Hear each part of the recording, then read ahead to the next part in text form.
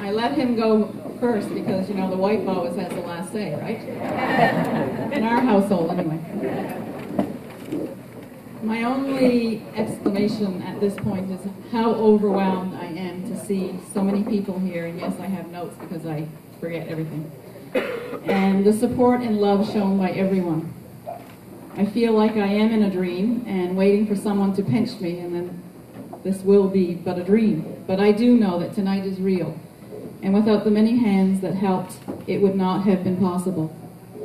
Tonight was inspired by David Mooney and Roseanne, and I have to say, having worked with both of them, they really outdid themselves in putting this event together. David has been a real inspiration, not only to us, but to anyone who might know him and his story. A story of adversity and the will to live, and in turn help others.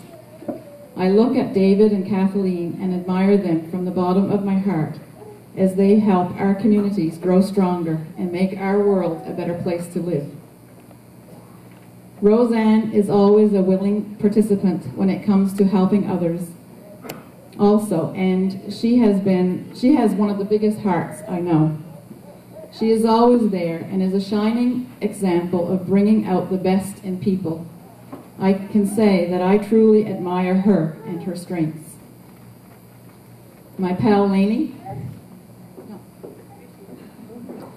has worked daily and tirelessly on this event, and whenever I talk to her, she's going over another detail and has helped make this evening perfect. She's also a proud new grandmother for the first time, so I'm sure she's got a picture or two hidden in her pocket somewhere. And I have to say how excited I am for her, because she has taken my grandchildren. She's like a surrogate grandmother. She's been looking after my grandchildren now for a number of years, and I just was so excited when she finally became her own grandma.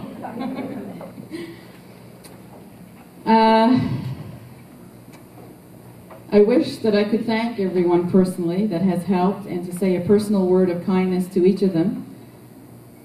But you would not want to listen to me all night, and I would fear missing one person. So I will thank everyone that has volunteered of their time, and I know for some time was a precious commodity that you did not have a whole lot to spare, but you made this event happen.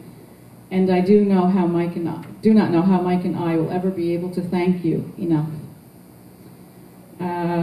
I was going to generalizing groups, but Roseanne, of course, and again, I might miss someone, so I'm going to leave that.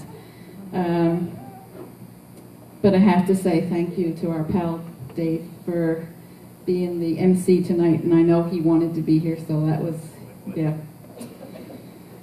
These past 9 years have not been without trials and tribulations for Mike, and yet if you asked him what these years have been like, he will tell you that it wasn't that bad. He has stated on more than one occasion that he had to experience all that he did so that he could help others.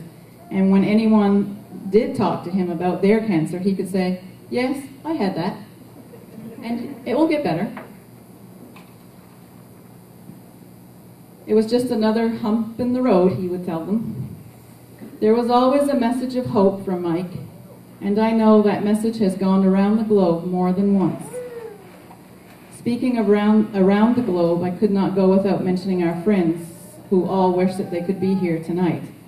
All the emails, and also, I have to say, I was kind of expecting a surprise. I didn't know what to think because we kept getting calls from Texas, our friends in Texas, so I kept saying to Roseanne and them, keep 2 plates empty because I'm sure Don and Kay Elliott are going to show up.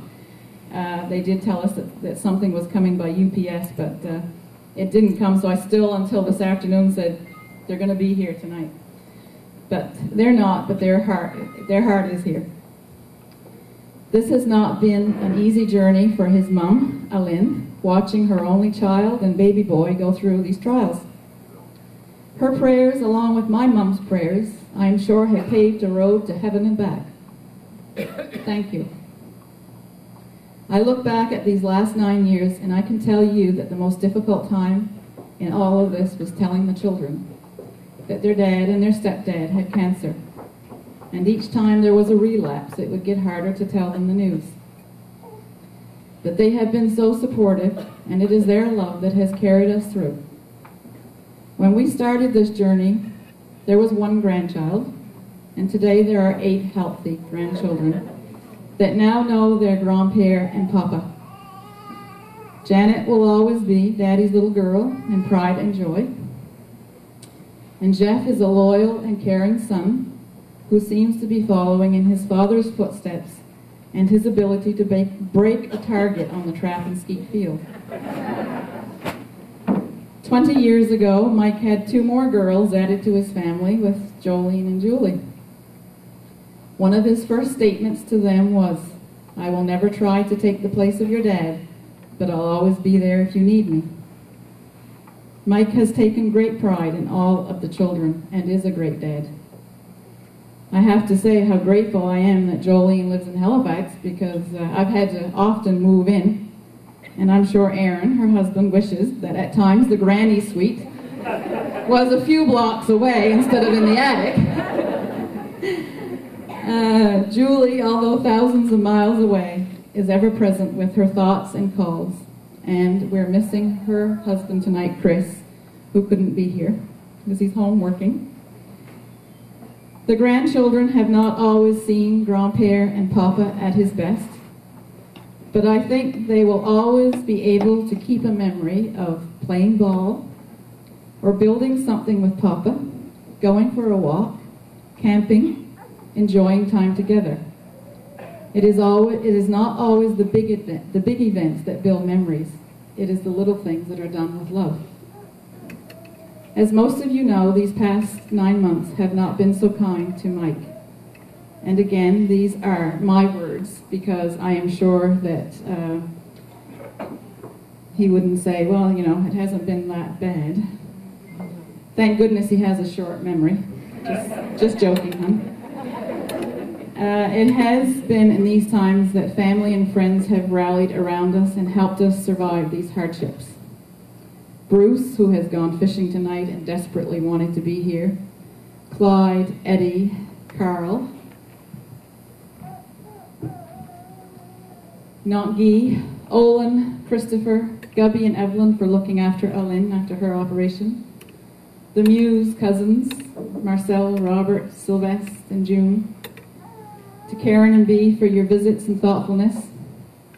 You all have come home to visit and sit with Mike and talk with him, or to watch a hockey game, when I know that you could have been somewhere else, but chose to take the time to sit with Mike, give me a chance to either run errands or just go for a walk, or just hide somewhere. Sometimes I needed to hide.